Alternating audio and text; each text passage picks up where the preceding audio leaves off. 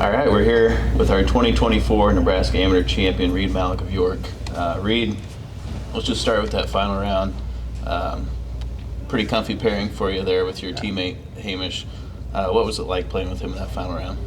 Yeah, it was kind of different all throughout the round. I mean, it was super comfortable starting off, and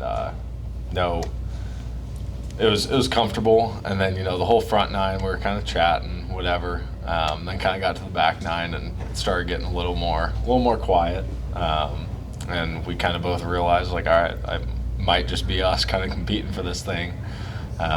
So not as much talking on the back nine, but I love playing against Hamish, and he's a great guy and a heck of a competitor. I mean, he not many guys want to win as bad as Hamish Murray. So I definitely feel for him right now. I know he wanted that one really bad. So, but it was a great day playing against him.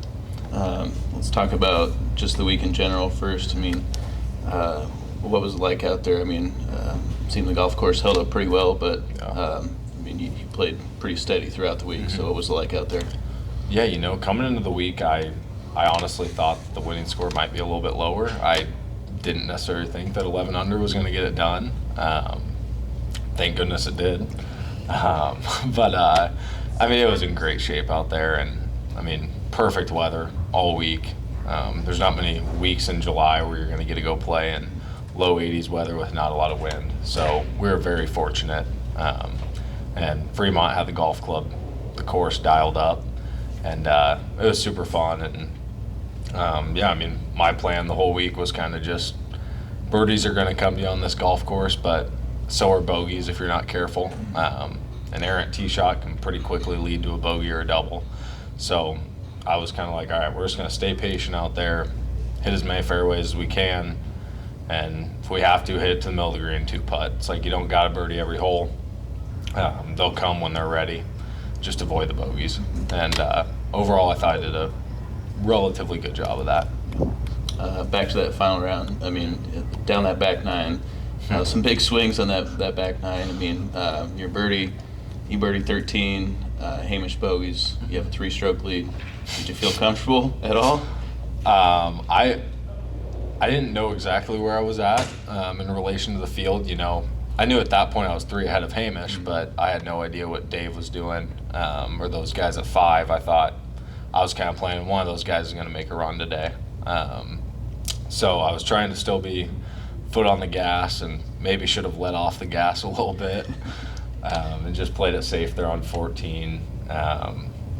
But I thought I responded well after that. It was definitely emotionally a roller coaster of feeling really good after 13 of like, all right, let's go finish this. And then after 14, there was a little bit of, oh boy, time to put it back in gear. We're kind of back into this being a tournament. So then the birdie on 16 gives you the lead again. I guess talk me through that birdie and what were you feeling over that putt? Yeah, I kind of knew I had hit driver there like once this week, and I was like, it's just not driver for me. I just don't like it.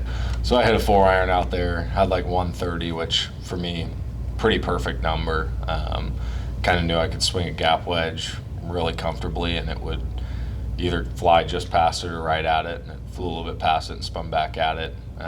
But that 6-foot curler definitely had my knees knocking a little bit. I kind of, at that point, I knew, my caddy told me walking up to that ball off the tee that it's between you and him.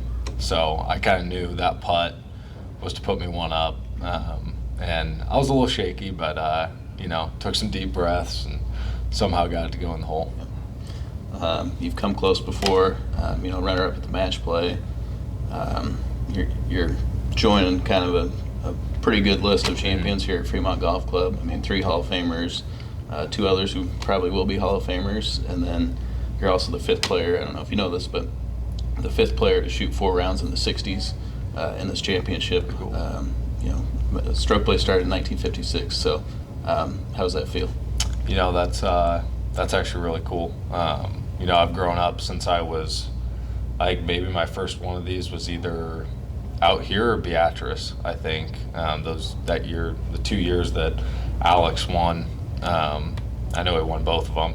I don't know what years exactly it was, but I've been playing these since then. I've been following them since before then, and it's always been my goal to win one of these. And I was able to get the junior match play, but haven't had a stroke play win yet. And I've kind of just said all week, winning opportunities just don't come very often. So to kind of take advantage of this one and one this big that means this much to me personally, just a really cool week. Yeah, awesome. There you have it. The 116th Nebraska Amateur Champion, Reed Malleck of York.